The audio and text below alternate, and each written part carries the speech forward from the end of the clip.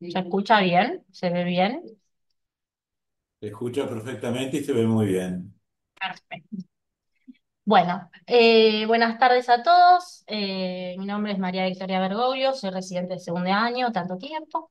Y hoy les voy a presentar mi Ateneo de fin de rotación por el área de bacteriología clínica, el cual llame Listeria monocitógenes del laboratorio a la salud pública.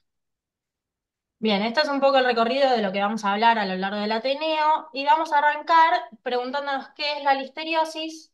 Bueno, la listeriosis, como saben, es una enfermedad de transmisión alimentaria, es de las más graves, pero es muy poco frecuente, eh, tan poco frecuente que hay de 0,1 a 10 casos anuales por millón y es causada por la listeria monocitógenes. Como toda enfermedad hay cierta población de riesgo, las cuales son embarazadas, recién nacidos, pacientes inmunocomprometidos y adultos mayores de 65 años, y para esta población esta enfermedad es potencialmente mortal, teniendo una tasa de letalidad de un 20 a un 30%, bastante alto. Se calcula que entre el 1,5 entre el 1 y el 5% de los intestinos humanos están colonizados y hasta el 2024 el Laboratorio Nacional de Referencia ha registrado 310 casos desde 1985. O sea, fíjense lo poco frecuente que es. Bien, ¿cómo se puede presentar la listeriosis? Existen dos tipos de presentación. La no invasiva, o mejor conocida como gastroenteritis febril por listeria, que se presenta como un cuadro gastrointestinal bastante inespecífico, con mialgia, fiebre, cefalea y fatiga. Generalmente es autolimitada y de buen pronóstico, y suele relacionarse con la ingesta de alimentos contaminados con una gran carga microbiana. Y el periodo de incubación de esta listeriosis no invasiva es de horas hasta 3 días. Luego tenemos la listeriosis invasiva, que afecta a la población de riesgo, y los síntomas pueden presentarse como una gastroenteritis febril por listeria, pero pueden progresar a cuadros más graves, como septicemia, meningitis, endocarditis y hepatitis. Y el gran problema que tiene esto es que el periodo de incubación es muy largo, va desde 3 días hasta 3 meses, dificultando así la posibilidad de identificar la fuente de infección. Y el diagnóstico se debe confirmar con el aislamiento del agente infeccioso en el sitio de infección. Bien, ahora yendo más a lo que es la listeria posee 6 especies, siendo la monocitógenes la principal patógeno del hombre. Es un bacilo gram positivo corto que puede presentarse solo en cadenas cortas o en pares, que a veces puede confundirse con un bacilo gram positivo tipo corine. Esto hay que tenerlo en cuenta para cosas que voy a mencionar. Es anaerobio facultativo, no formador de esporas y móvil a 25 grados por flagelos, pero que estos flagelos se inactivan a los 37 grados centígrados. Es psicotrófico, ¿qué quiere decir esto? Que a pesar de que su temperatura óptima de crecimiento sea los 37 grados, tiene la capacidad de desarrollarse desde los 0 a los 45 grados centígrados, incluso puede sobrevivir a temperaturas de congelamiento.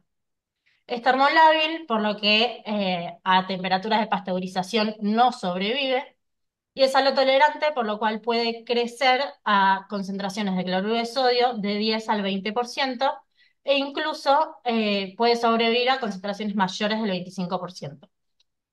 Un poquito de laboratorio es catalasa positiva y oxidasa negativo, y en agar sangre presenta una leve beta-hemólisis.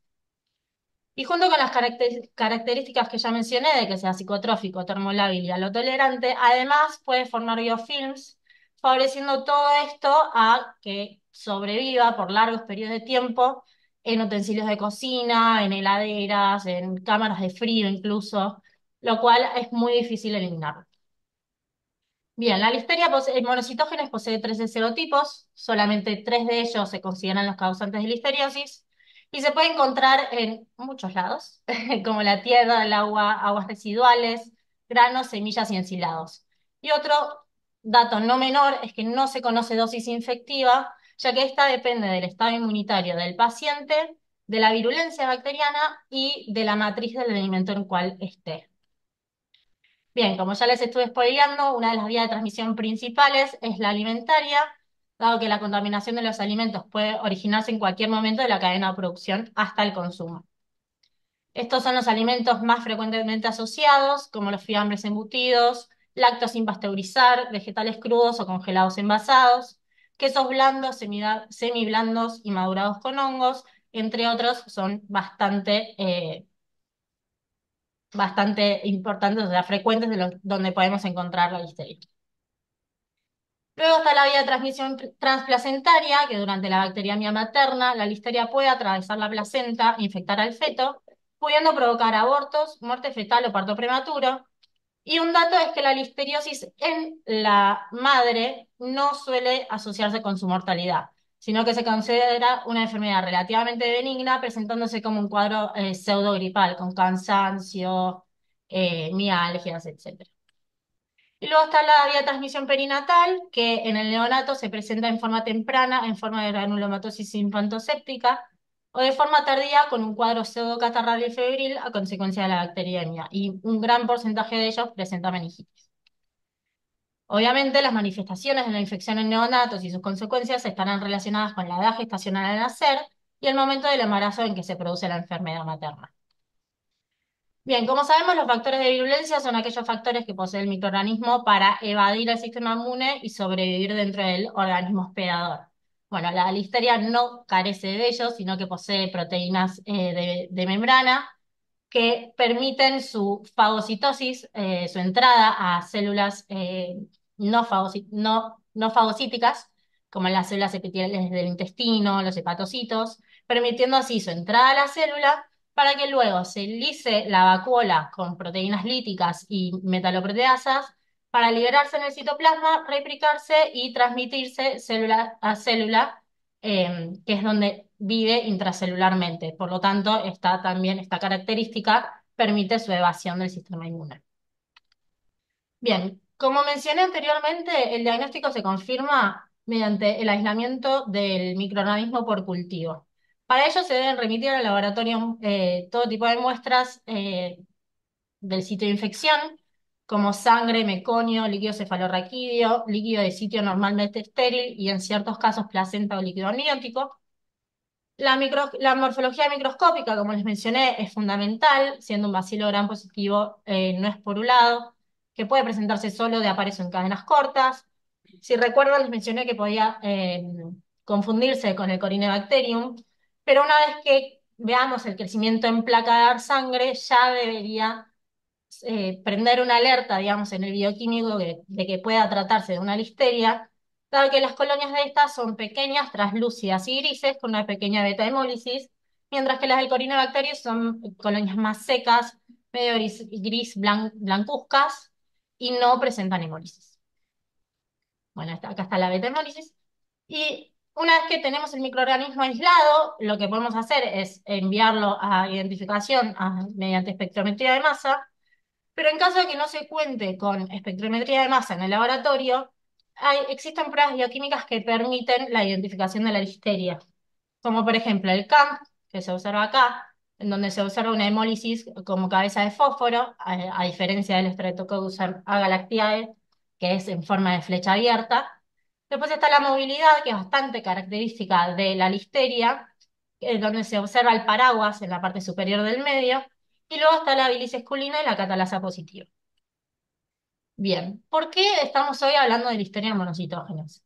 Porque en abril de 2025 el Ministerio de Salud arroja una alerta epidemiológica diciendo que entre la semana epidemiológica 1 y la 16 de este año se notificaron al Sistema Nacional de Vigilancia de la Salud 11 casos de listeriosis, distribuidos entre la Ciudad Autónoma de Buenos Aires, la provincia de Buenos Aires, Córdoba, Tucumán y Jujuy. De estos 11 casos, 5 eran mayores de 65 años y de estos 5, 3 tenían registro de inmunocompromiso. Después otros 3 personas eran entre 30 y 65 años con inmunocompromiso y 3 embarazadas. Bien, ¿por qué se notificaron al Sistema Nacional de Vigilancia? Porque en el 2021 se incorporó a la listeria en el listado de eventos de notificación obligatoria. Además, en paralelo, en 2024, el Laboratorio Nacional de Referencia incorporó la vigilancia genómica. Esto es muy importante, dado que la baja frecuencia de la enfermedad no permitía, digamos, sin esta vigilancia genómica, llevar un control tan exhaustivo de lo que podría llegar a tratarse de un brote. Y como medidas preventivas también anualmente se lleva a cabo el Programa Federal de Vigilancia de Contaminantes Químicos y Biológicos, donde las bromatologías agarran alimentos de góndola y los estudian en búsqueda de listeria. Bien, entonces, como evento de notificación obligatoria, esta notificación debe ser nominal y inmediata. Nominal significa que es individualmente cada persona que presenta el caso sospechoso y probable y confirmado, perdón, eh, incluyendo la identidad del paciente, y luego, bueno, inmediata, que debe ser lo más rápido posible para poder llevar a cabo las medidas sanitarias necesarias. Bueno, y una vez que se notifica, se debe derivar el aislamiento para estudios de tipificación molecular al Laboratorio Nacional de Referencia. Bien, pero entonces, ¿qué es un caso probable y qué es un caso confirmado? Bueno, dentro del Ministerio de Salud nos brinda bastantes eh, puntos, digamos, casos sospechosos materno-infantil y nos define qué es cada uno. El caso sospechoso entonces es un adulto o niño mayor a un mes de edad con cuadro invasivo, meningitis o septicemia. El sospechoso materno-infantil se trata de las embarazadas, feto o neonato menores a un mes de edad con cuadro invasivo, septicemia o meningitis, parto prematuro sin otra causa aparente, aborto séptico y o muerte fetal. El probable es la detección de la listeria monocitógenes mediante métodos diagnósticos independientes de cultivo de sitios anatómicos normalmente estériles. Y el confirmado es del aislamiento mediante el cultivo de listeria monocitógenes de sitios anatómicos normalmente estériles. Como sabemos, el brote se denomina como dos o más casos de listeriosis con relación epidemiológica y a raíz de que se incorporó la vigilancia genómica, se adicionó un nuevo término que se denomina conglomerado de casos altamente relacionados genéticamente, que se debe a dos casos o más de listeriosis que presentan un alto grado de relación genética, de acuerdo con los criterios establecidos por el Laboratorio Nacional de Referencia. Bien, ¿por qué es importante entonces, como ya les mencioné antes, lo de la vigilancia genómica? Bueno, porque sin esto no se hubiese podido detectar a principios de este año que el brote asociado a estas 11 personas podría llegar a deberse a, por ejemplo, el queso criollo. Bien, ante todo caso confirmado, se debe realizar una encuesta alimentaria bastante exhaustiva sobre eh, todo lo que ingirió. Lamentablemente, al ser un periodo de incubación tan largo, puede llegar a preguntar sobre alimentos de hace 3 meses, pero es muy importante llenar esta encuesta y cuando se notifique en el Sistema Nacional de Vigilancia, se suba también la encuesta alimentaria para poder no solo identificar la causa de infección, sino tomar medidas necesarias para eliminarlo del mercado. Bien, como les mencioné, la listeriosis no invasiva es autolimitada, por lo cual no requiere tratamiento, pero la invasiva sí la requiere y cuanto antes se instaure, mejor. ¿Con qué se trata? Bueno, con cefalosporinas no, porque la listeria es naturalmente resistente a estos antibióticos porque posee una PDP3 de baja afinidad, por lo tanto, estos antibióticos no podrán inhibir correctamente la síntesis de la pared.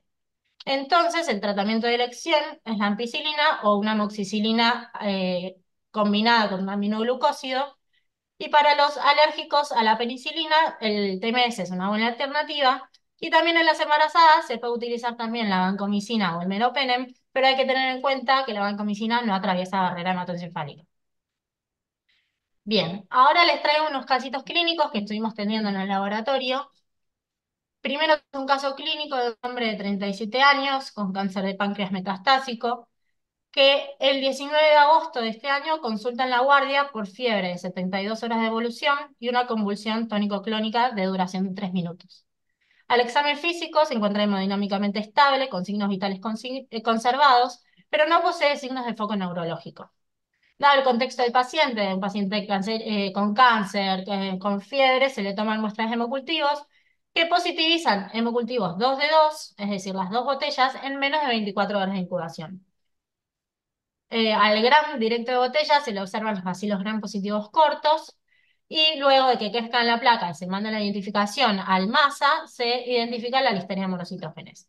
Rápidamente se avisó al equipo médico, por lo que le inician una antibiótico terapia con ampicilina a dosis meningias y además se le realiza una resonancia magnética nuclear sin lesiones agudas, que no se evidencian lesiones agudas, y se envía una punción lumbar que se encuentra hemorrágica y con signos inflamatorios, eh, que se interpreta entonces como compromiso meningio. El líquido cefalorraquídeo también se envía al laboratorio para cultivo en donde se evidencian en el gram de caldo dioglicolato los bacilos gram positivos, pero no pudimos recuperarlo en placa.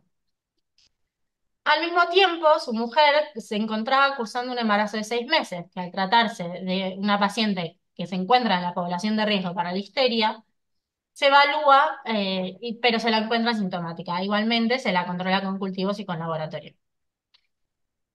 Luego de unos días, el paciente persiste con fiebre, por lo que se le amplía el esquema antibiótico con gentamicina. Al interrogatorio también de la encuesta alimentaria, mencionan la ingesta de un queso brie medio dudoso, entonces le atribuyen la infección a este queso. Por suerte, el paciente evoluciona favorablemente y recibe el alta 15 días posteriores, continuando con el tratamiento antibiótico hasta completar el esquema. Luego tenemos un segundo caso de una paciente de 45 años, trasplantada renal, en abril de este año, que en octubre consulta a la guardia por fiebre, náuseas y epigastralgia. El examen físico, su abdomen se encuentra sin particularidades. Paciente inmunosuprimida con fiebre, se le toman hemocultivos en la guardia y se inicia tratamiento empírico con ceftazidima y Bactam. A las 24 horas de incubación, positivizan los hemocultivos y se identifican la listeria monocitógenes. Por lo tanto, se rota la antibioterapia a ampicilina por 21 días. Lamentablemente, este paciente no fue posible establecer una fuente de exposición clara. En tercer lugar, tenemos un paciente de 83 años con un diagnóstico de cáncer de próstata avanzado, que en octubre también de este año consulta a la guardia por desorientación y astenia y viene con familiares que refieren astenia, aginamia y constipación. El examen físico se observa un abdomen blando, depresible e indoloro, con puño percusor lumbar derecho positivo, por lo cual se le toman hemocultivos que 24 horas positivizan y se le identifica la listeria monocitógenes. Se le inicia el tratamiento con ampicilina y este paciente, dado la desorientación, astenia, no fue posible establecer una fuente de exposición clara. Luego tenemos un paciente de 85 años con diabetes mellitus tipo 2 y granulomatosis eosinofílica con poliangiitis, que en octubre también se presenta a la guardia por disnea con progresión, que relata un cuadro de astenia y disnea al esfuerzo de meses de evolución, pero que empeoró hace 20 días luego de sufrir un cuadro de intoxicación alimentaria. Dada el contexto del paciente, se interpreta como una insuficiencia respiratoria aguda, secundaria a insuficiencia cardíaca descompensada, y con las imágenes se le diagnostica también un derrame pleural derecho.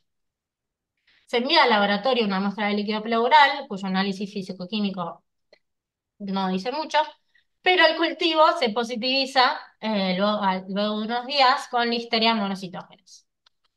Al interrogatorio menciona, lógicamente por el cuadro de intoxicación alimentaria, no fue hace tanto, pero menciona vómitos y diarreas y además que ingirió un guiso de lentejas con algún chacinado que estuvo guardado en la heladera una semana y encima la heladera funcionaba mal. Em, Así que se le pudo identificar, digamos, la fuente de infección. A este paciente se lo trató con ampicilina y los cultivos posteriores dieron negativos. Por último, tenemos un quinto caso clínico de una mujer de 79 años con diagnóstico de diabetes mellitus tipo 2 y enfermedad renal crónica, que en noviembre se presenta a la guardia con un cuadro de fiebre de 39 grados más confusión, lo cual ella comenta que le pasa habitualmente cuando tiene fiebre, presenta poliuria y leve disuria desde hace 15 días. A esta paciente se la interpreta como una infección del tracto urinario, dado que hace 3 meses presentó una pielonefritis por una Escherichia coli sensible y por lo tanto se le inicia un tratamiento antibiótico con ceftriaxona. Al examen físico, el abdomen se encuentra sin particularidades y además tiene ausencia de signos de peritonismo. Se toma muestra para hemocultivo por la fiebre y positivizan para listeria monocitógenes. Por lo tanto, se le derrota la antibiótico-terapia por ampicilina por 21 días. A esta paciente tampoco fue posible establecer una fuente de exposición clara. Entonces, resumiendo esta cantidad de casos que tuvimos en estos últimos 2 meses, los 5 casos pertenecían a la población de riesgo. A 2 de ellos se les pudo identificar solamente la fuente de infección y por suerte a todos ellos se le dio un tratamiento efectivo, dado que todos los cultivos posteriores de estos pacientes dieron negativos. Bien, entonces, ¿cómo podemos evitar la listeriosis? Principalmente, bueno, higiene de manos, higiene de utensilios de cocina, tenemos que evitar la contaminación cruzada, cocinar de forma completa los alimentos, lavar de manera abundante las frutas y verduras, elegir lácteos pasteurizados, refrigerar alimentos, recalentar alimentos de forma completa y además evitar usar materia fecal como abono en las huertas. Además, como otra medida preventiva, el Código Alimentario Argentino exige la ausencia de Listeria monocytogenes en productos como comidas preparadas listas y un recuento menor a 100 unidades formadores de colonias por gramo en vegetales congelados. Bien, entonces, como conclusiones para finalizar este Ateneo, no me parecía mal mencionar de que en cada paciente que esté dentro de la población de riesgo, se deba tener en cuenta siempre la posibilidad de la infección de Listeria monocytogenes, por más infrecuente que sea, y que se presente principalmente con síntomas pseudogripales y que además eh, presenten una exposición epidemiológica compatible. Por otro lado, que el diagnóstico de laboratorio continúa siendo esencial para la confirmación de la infección y que la automatización, por más de que no sea indispensable, como ya vimos, existen las pruebas bioquímicas para identificarlo, la automatización permite acelerar significativamente la obtención de resultados diagnósticos para así poder tomar una medida médica para rotar el antibiótico. Y por último, que la vigilancia genómica constituye un avance clave para el análisis epidemiológico de los brotes, especialmente en estas enfermedades de tan baja frecuencia. Esta es la bibliografía consultada y muchas gracias por su atención.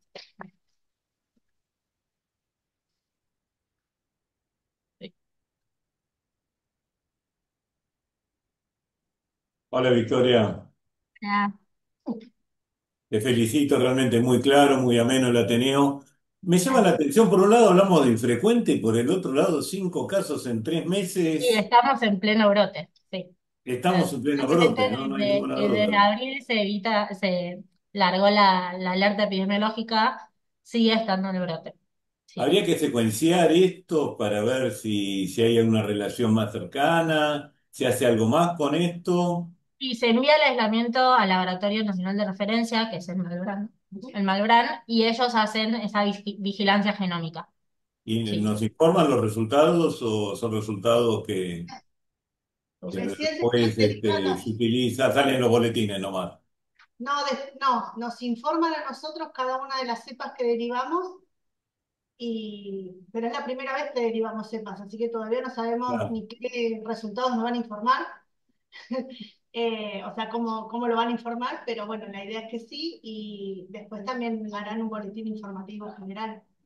Porque lo que importante es acá es que todavía no saben cuál es el origen de este brote, porque, digamos, el queso brie, entonces la leche, digamos, si son otras, o si son chacinados, bueno, hay que ver cuál es el origen, pero bueno, se ve que hay algo que está cambiando, por ahí puede estar estas huertas, ¿cómo se llama? Sí, en casa, En o casa, o ecológicos, los abonos, sí. van a tener que empezar a averiguar a ver si esto se mantiene o es un brote que va, subió, bajó y desaparece por tiempos. María Ángeles, si Históricamente nosotros nosotros no, teníamos más de 1 o 2 ligeras al año. O sea, ya claro, hace si 25 nosotros no años que tuviéramos estamos, maldito, ¿eh? ¿Qué? si nosotros no tuviéramos espectrometría de masa, con las pruebas bioquímicas, la clásica, ¿se llega al diagnóstico inequívoco? Sí, se llega, pero la movilidad de esa temperatura ambiente, la observación del paragüita, mínimo requiere 72 horas de dejar un tubito en una gradilla a temperatura ambiente en el laboratorio. Para poder Perfecto. observar bien, no es que de un día para el otro se observa el paraguas. Claro. Las otras pruebas sí son más rápidas, son de 24 horas, pero esa movilidad que es característica de las listerias y esta presentación en forma de paraguas requiere por lo menos mínimo 72 a 5 días. Muy Y se bien. hace a temperatura ambiente y se hace también a temperatura de 37 grados para ver la diferencia, Claro, que sí es que. móvil a una e inmóvil a la otra. En masa hay identificación de especies nuestras, digamos, y todas las especies que son patógenas para las tres, digamos, que sean patógenas las tenemos disponibles. No sabría decirte, siempre tuvimos listeria monocitógena. Ok. No sé si hemos tenido el De las tres igual son serotipos, no son Sí, especies. pero no hemos tenido. Hay que Sí. ver la base de datos, que es lo que tiene. ¿Y de qué depende que sea invasivo o no invasivo? El estado inmunitario del El paciente. paciente, digamos. Sí, Aunque fue la mujer, por ejemplo, va a dejar que se contagie, sin embargo, ella está como se tenía naturalmente, pero no hace invasivo. En este caso no lo hizo. no, El del líquido pleural podríamos considerarlo como invasivo, porque Claro. trasplocó Sí, el de la meningitis el también. de la el meningitis también. también. ¿Y todos se recuperaron en el caldo? No, son todos monocultivos. Menos el Menos líquido el pleural, pleural. son 4 Claro. tenemos y uno en el líquido pleural. Y el pleural del caldo. Sí, Placa dialéctica no. A placa directa, ¿no? ¿Es normal que se deslice tan rápido ante 24 horas, digamos, un euro? Sí, Sí, O sea, crece re rápido. sí. Y aparte el grano es muy característico. el GRAM y la colonia a las 24 horas, ella. Bueno, uno de hecho no le tuve una raíz porque no teníamos hace lo tenía. Claro, ¿Sí? claro. Es que justamente, como no estaba funcionando el masa en ese momento, vi la colonia y dije, esto es una listeria, y encima de un paciente de trasplante de suprimido, dije, ya. Claro. Porque el Filmarray de sepsis y el de meningitis, los dos tienen listeria para el diagnóstico. Claro. No se le hace el miligramo entonces. O sea, No. Sí, sí. sí me pedí. claro. Sí, no. Ah, Y no aceptar sonar porque es resistente a claro, sí, no, pero, es lo único que informamos, digamos. Y esta mujer de embarazada que nació con cultivos que hablaremos, No lo tomaron, la escribieron. pero como, digamos. No, clínica. Ah, Porque en realidad tampoco sabemos mucho, que esta paciente no se atendía acá, el obstetra no era de acá. Ah, Se le avisó a la obstetra y se le avisó o sea, los infectólogos hablaron con la paciente para que se contactara con su obstetra y que le hiciera seguimiento, dado lo que tenía el marido, y bueno, se habían consumido los dos en el mismo queso. Si no era solo queso, sino también habían comido fiambres y una tabla de fiebre medio dudosa. porque lo correcto sería como tomarle los cultivos a la mujer, pero si bien para ella no va a hacer nada, o a la No tenía sintomatología. No tenía pero capaz síntomas. podría ser asintomática ella, sí. Sí, raro. O sea, porque ¿cómo te aseguras de que no lo pasó ella al bebé? No lo vas a No, apuntar, eso no lo vas a poder saber hasta que nazca el bebé. claro, a menos que haga una función tipo súper efectiva. No, No, no. claro. No, Si no tiene síntomas, no tiene no tiene criterio. Aparte, todos los pacientes son inmunosuprimidos, o sea, el embarazo genera una inmunosupresión, pero mucho menor que la Que la de- inmunosupresión de un claro, trasplante o... Imagínate que el marido que tiene cáncer de páncreas encima con metástasis. Claro. Ves, Ay, un no. cuadro re florido, re no. Ahora, entre personas no es contagioso. sí, fecal oral sí, Sí. pero Claro. Sí, si comes del mismo tenedor, Ahí sí. sí. Ah, Por eso hay que lavar bien los utensilios, las manos, eso. ok. sí. Pensé que era solamente. No sé cuál es, tampoco como ella dijo, no se sabe cuál es el inóculo Claro. que infectivo, Pero si entonces... estás compartiendo con alguien que es inmunosuprimido, mejor lava todo bien y Claro. no compartas utensilios. Y te van. Claro. Sí. Ay, qué bueno. Sí. También pero vos, a las ferias que vas acá en Buenos Aires, siempre te venden queso. Pero en la calle, en Corrientes, sí, la verdad, venden queso, una cagada. Claro, eso. Terrible. Bueno, bueno, si no hay, perdón, si no hay ninguna otra pregunta, muchas gracias por conectarse. No se olviden de completar el link de asistencia y nos vemos, El jueves que viene ahí. bueno, en enero creo. Bueno, muchas gracias. Ah, muy bien. Perfecto.